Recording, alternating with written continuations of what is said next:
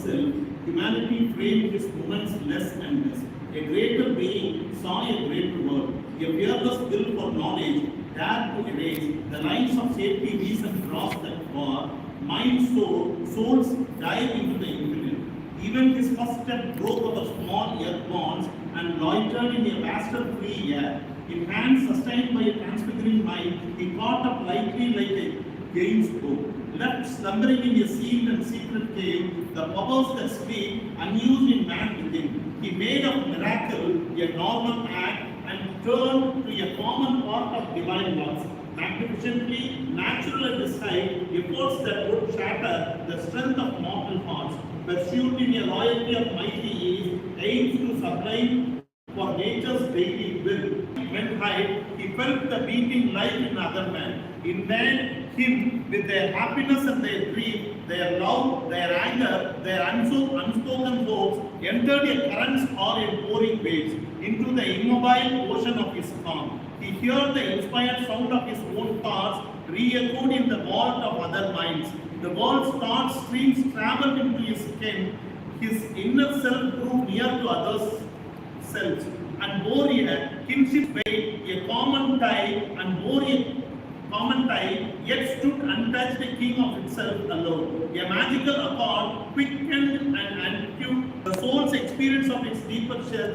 No more slept drugged by batter's dominance. In the dead wall closing us from wider self into a secrecy of apparent sleep, the mystic track beyond our mocking thoughts, a door water built in my matter's post, releasing things unseized by earthly sense, a world unseen, unknown by outward mind, appeared in silent spaces of the soul. He sat in secret chambers looking out into the luminous countries of the unborn, where all things dreamed by the mind are seen and true, and all that the life longs for its dawn close. He saw the perfect in their starry homes, wearing the glory of deathless form. Lying in the arms of the eternal peace, wrapped in the heartbeats of God's ecstasy, he lived in the mystic space corridors, silent and listening in the silent heart for the coming of the new and the unknown. He gazed across the empty stillnesses and heard the footsteps of the undreamed idea in the far avenues of the beyond.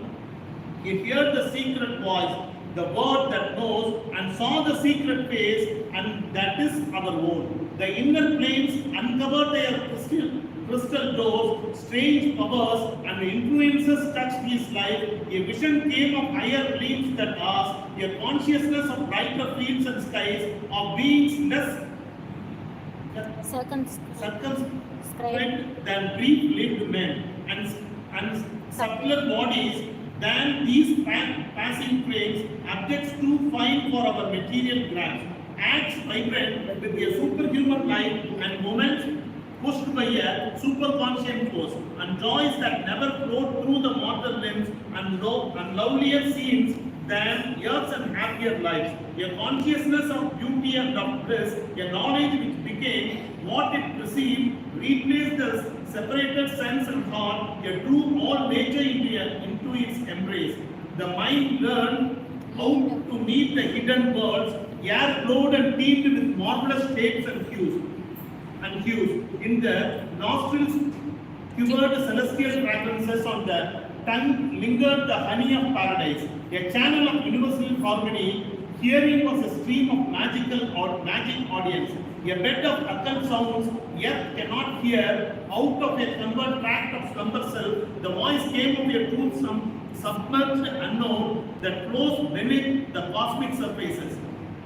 Only midden, omniscient silence here, held by intuitive heart and secret sense. It caught the burden of secrecies sealed and dumb. It voiced the unfulfilled demand of earth, and the song of promise of unreleased heavens, and all the heights in an omnipotent sleep. In the unceasing drama carried by time, on its long listening flood that hears the world's insoluble doubt of a pilgrimage without goal. A laughter of sleepless, pressure formed and fume, and murmurings of desire that cannot die. A cry came of the world's delight to be, the grandeur of the greatness of its will to live, recall of the soul's adventures into space, a traveler through the magic centuries and beings labor in matter's universe, in search for the mystic meaning of its birth and joy of high spiritual response, it throbbed the satisfaction and content in all the sweetness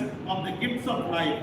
Its large breath and pulse and thrill of hope and fear, its taste of pangs and tears and ecstasy, its rapture's poignant being of sudden bliss, the sob of its passion and unending pain, the murmur and whisper of the unheard sounds which crowd around our hearts but find no window to enter spell into a canticle.